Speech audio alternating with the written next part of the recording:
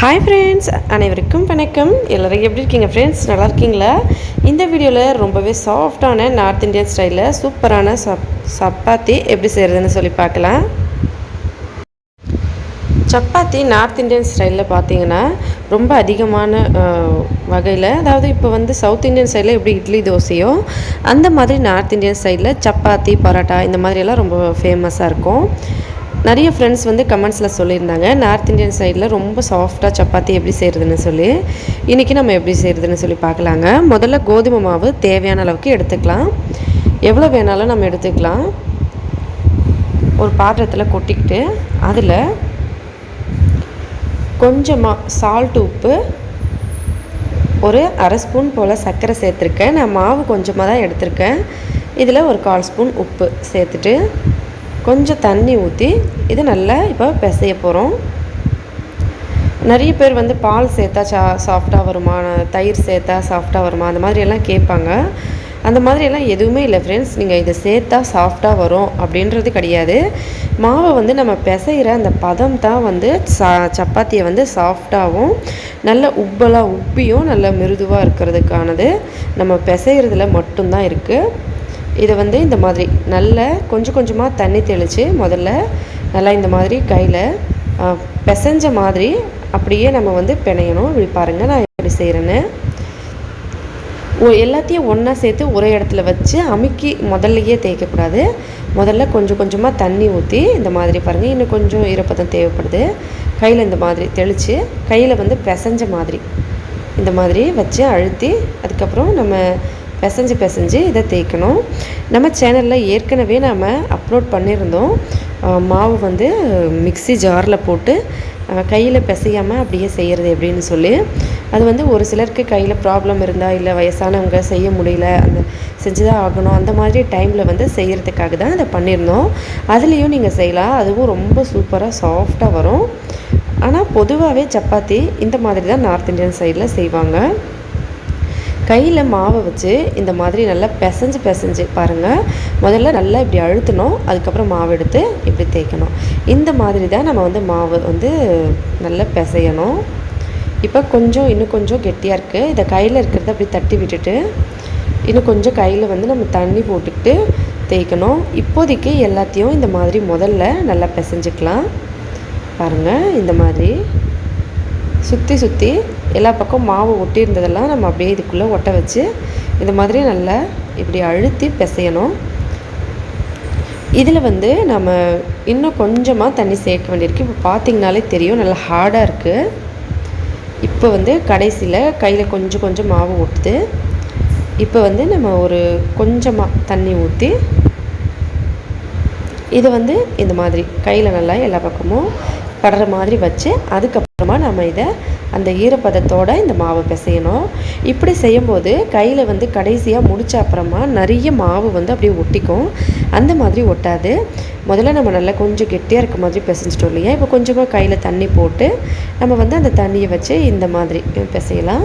உங்களுக்கு கரெக்டான அளவு வேணும் அப்படின்னு பார்த்தீங்கன்னா, நீங்கள் 2 கப் அளவுக்கு மாவு எடுக்கிறீங்கன்னா 1 கப் தண்ணி கரெக்டாக இருக்கும்.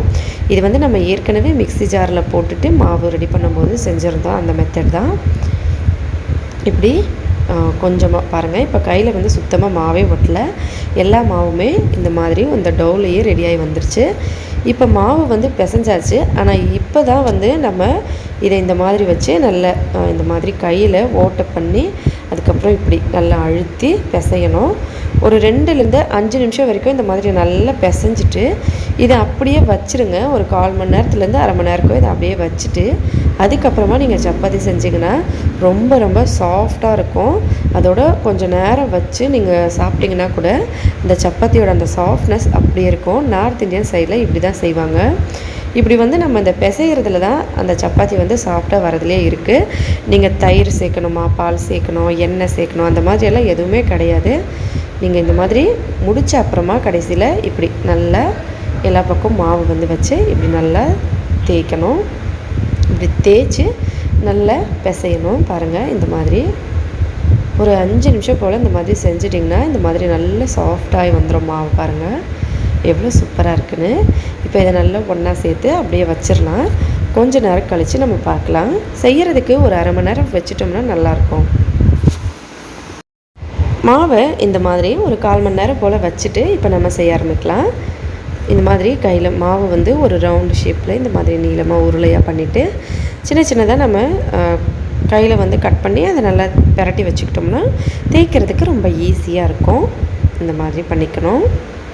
அதுக்கப்புறம் சின்னதாக ஒரு உருண்டை மாதிரி குட்டி குட்டியாக எடுத்து அதை வந்து நம்ம கையில் வச்சு நல்லா உருட்டி எடுத்துக்கலாம். இப்படி நிறைய பேர் வந்து ரவுண்டாக ஷேப்பில் வந்து தேய்ச்சா மட்டும்தான் உப்பி வருமா, இல்லைனா உப்பி வராதா, அந்த மாதிரிலாம் கேட்டிருந்தாங்க. நம்ம இன்றைக்கி கட்டமாக ஸ்கொயரு, ரவுண்டு அந்த மாதிரி விதவிதமாக தேய்ச்சிட்டு பார்க்கலாம் எப்படி வருதுன்னு சொல்லி நீங்களே பாருங்கள். எப்படி நம்ம திரட்டினாலும் சரிங்க, சப்பாத்தி வந்து நல்லா சாஃப்டாக உப்பி வரும். ஆனால் மெயின் வந்து நம்ம நல்லா பிசையணும். அதுக்கப்புறம் கொஞ்சம் நேரம் வச்சுட்டு செய்யணும். அதுக்கடுத்து வந்து பார்த்திங்கன்னா தேய்க்கிற மாவு வந்து ரொம்ப மெல்லிசாக இருக்கணும்.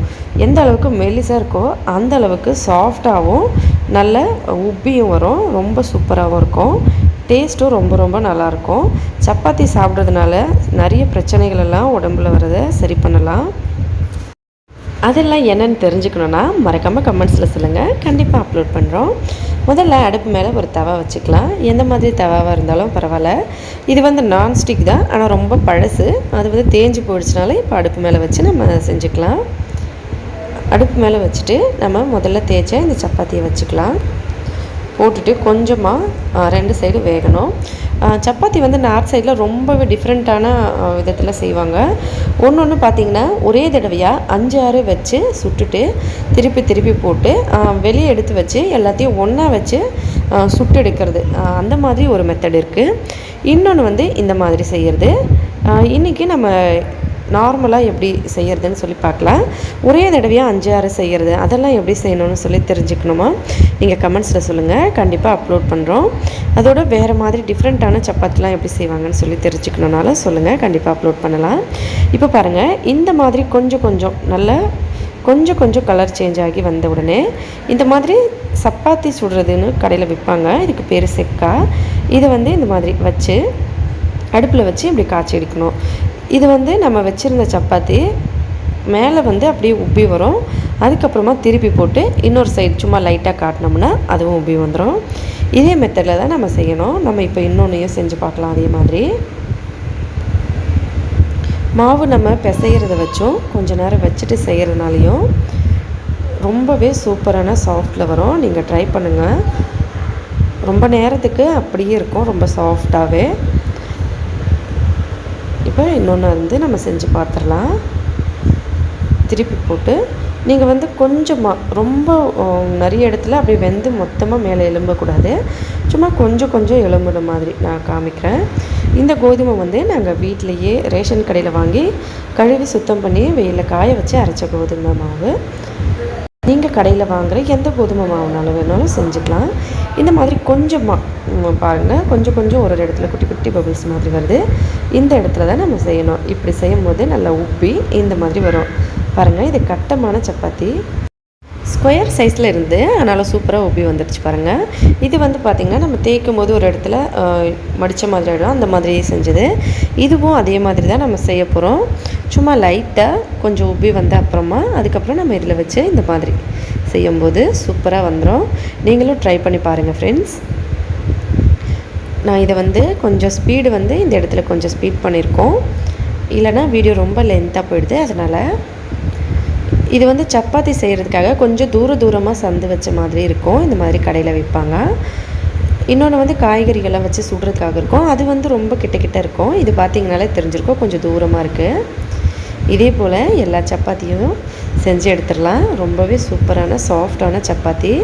நீங்கள் வந்து நல்ல ஒரு குண்டான பாத்திரத்தில் வச்சுட்டு மூடி வச்சிங்கன்னா ரொம்ப நேரத்துக்கு சாஃப்டாக இருக்கும். ஹாட் பாக்ஸ் இருந்தாலும் அதில் வச்சுக்கலாம். ட்ரை பண்ணி பார்த்துட்டு மறக்காமல் கமெண்ட்ஸில் எப்படின்றதுன்னு சொல்லுங்கள். வீடியோ பிடிச்சிருந்தா லைக் பண்ணுங்கள், ஷேர் பண்ணுங்கள். மறக்காமல் நம்ம சேனல் சப்ஸ்கிரைப் பண்ணிக்கோங்க. மேலும் இதே போல் இன்னும் பல புது விதமான வீடியோஸ்லாம் பார்க்குறதுக்காக. நன்றி, வணக்கம். அடுத்த வீடியோவில் பார்க்கலாம்.